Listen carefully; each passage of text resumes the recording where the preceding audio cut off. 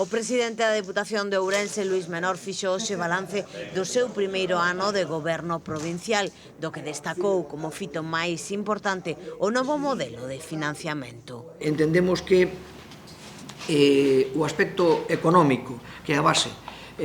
das políticas de calquera administración ou de calquera actividade, pois creo que na Diputación está se levando dun xeito ortodoxo, completamente, cos seus orzamentos aprobados, cas súas modificacións aprobadas, con criterios claros, e iso permite que, por exemplo, xa digo, os concellos dispuxeran, insisto, son 2 exercicios económicos, pero é un ano,